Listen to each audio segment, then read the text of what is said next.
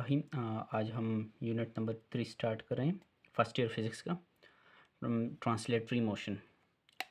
Introduction से start करते हैं। तो everything in the universe is in motion from the tiny particle to huge planets. तो universe में जितनी भी चीज़ें हैं, चाहे वो स्मॉल पार्टिकल्स से लेकर प्लैनेट्स तक जितनी भी चीज़ें हैं, हर एक चीज़ मोशन में है। जैसे कि पर्स इंसान हो गया, या मूविंग कार्स होगी, या अर्थ ऑर्बिटिंग अराउंड द सन हुआ। तो हर एक चीज़ जो है वो मोशन में मौजूद है। तो वाई, अब क्वेश्चन यहाँ पे आता है कि why is motion important in physics, के फिज़िक्स में मोशन की क्या इम्पोर्टेंस है। Understanding motion help us learn other important topics like momentum, velocity and acceleration.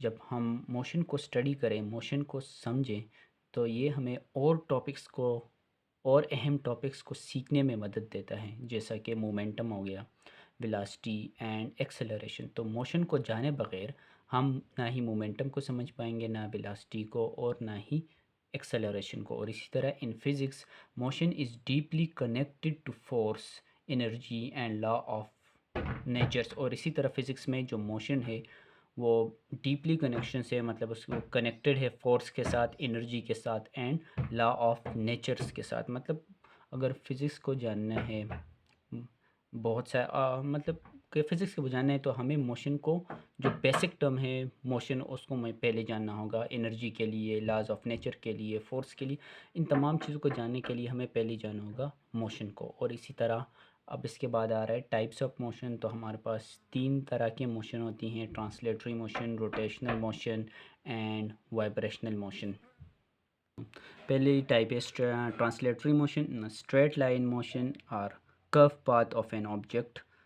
तो जो ऑब्जेक्ट अगर स्ट्रेट मोशन करे या इस तरह कर्व पाथ मूव करे, तो उससे उसकी मोशन को हम कहते हैं ट्रांसलेशनल मोशन। जैसे कि car driving on A road, तो जो कार की मोशन होती है वो ट्रांसलेशनल मोशन होती है। इसके बाद आता है rotational motion, object spinning around an axis, कि जब ऑब्जेक्ट अपने एक्सिस के अराउंड स्पिन करे, तो उसके इस तरह की मोशन को हम कहते हैं रोटेशनल मोशन। जैसे कि अगर मैं इसको स्पिन को ऐसे स्पिन कराऊं, तो यहाँ पे इसका एक्सिस बन रहा है इस पॉइंट पे ऐसे, और उसके अराउंड इस मोशन को हम कहते हैं रोटेशनल मोशन। जैसे कि स्पिनिंग फ़ैन, कि एक फ़ैन जो है वो अपने एक्सिस के अराउंड रोटेट कर रहा होता है, तो इस तरह की मोशन को हम रोटेशनल मोशन कहते हैं। नेक्स्ट आ रहे हैं वाइब्रेशनल मोशन। वाइब्रेशन मोशन के back and fourth motion around a point, के किसी पॉइंट के around back and fourth motion को हम वाइब्रेशनल मोशन कहते हैं। जैसे कि मोशन ऑफ ट्यूनिंग फॉर्क या मोशन ऑफ पेंडुलम, के पेंडुलम पहले अपनी मेन पोजीशन पे होता है, फिर एक्सट्रीम पे जाता है, फिर आगे, और इस तरह एक्सट्रीम पे और मेन, और फिर एक्सट्रीम पोजीशन पे इस तरह की मोशन करता है, तो उसे हम कहते हैं वाइब्रेशनल मोशन। और इस चैप्टर में अगर बात की जाए, तो इन दिस चैप्टर में we focus only on translational motion, specially straight line and projectile motion. तो इस चैप्टर में हम जो है स्पेशली स्ट्रेट लाइन मोशन को पढ़ेंगे और प्रोजेक्टाइल मोशन को पढ़ेंगे, क्योंकि ये मोशन कौन सी मोशन है, ट्रांसलेशनल मोशन, और इस चैप्टर का नाम भी ट्रांसलेशनल मोशन है। और इसके बाद नेक्स्ट है, आपकी बुक में एक टर्म आया है काइनेमेटिक्स। तो काइनेमेटिक्स क्या होता है, तो kinematics is the branch of mechanics that describe how things move but not why they move. मतलब काइनेमेटिक्स जो है वो ब्रांच है किसकी, मैकेनिक्स की। मैकेनिक्स खुद ब्रांच है फिज़िक्स की, तो फिज़िक्स की ब्रांच हो गई मैकेनिक्स, और फिर फर्दर मैकेनिक्स की जो ब्रांच है वो काइनेमेटिक्स। और काइनेमेटिक्स का मतलब क्या डिफिनीशन है, अगर काइनेमेटिक्स को के बारे में जाने, तो काइनेमेटिक्स डिस्क्राइब्स करती है कि हाउ थिंग्स मूव, कि कैसी चीज़ें मूव करती हैं, लेकिन ये नहीं बताता है कि क्यों या किस वजह से मूव कर रही हैं। जैसे कि अगर गाड़ी मूव कर रही है, तो इंजन की वजह से गाड़ी मूव कर रही है, तो हम काइनेमेटिक्स में सिर्फ मोशन को पढ़ेंगे कि वो किस स्पीड से मूव कर रही है या किस डायरेक्शन में मूव कर रही है। हम उसके इंजन के बारे में या उसके पर लगने वाली फोर्स को काइनेमेटिक्स में हम स्टडी नहीं करेंगे। तो यही एग्जांपल यहाँ पे भी मौजूद है कि if A car is speeding up are slowing down. Kinematics only cares about how far it goes, how fast it moves, and how its speed change with the time, not about the engine or fuel causing it to move. तो यही बात हुई कि इसमें हम speed के बारे में पढ़ेंगे और इस तरह प्रिडिक्शन करेंगे कि कितने टाइम बाद कहाँ पे जाके रुकेगा, लेकिन उसके इंजन के बारे में हम कोई केयर्स नहीं करते, उसके इंजन को हम नहीं स्टडी करते, या कितना फ्यूल कंज्यूम करेगा या कैसे फ्यूल कंज्यूम करेगा, तो वो स्टडी हम काइनेमेटिक्स में नहीं करते। उसके लिए जो है मैकेनिक्स की सेकंड ब्रांच है जिसे हम डायनेमिक्स कहते हैं, तो वहाँ पे फिर लगने वाली फोर्स को हम स्टडी करते हैं। यहाँ पे जस्ट मोशन को स्टडी करेंगे और उसे हम काइनेमेटिक्स कहते हैं।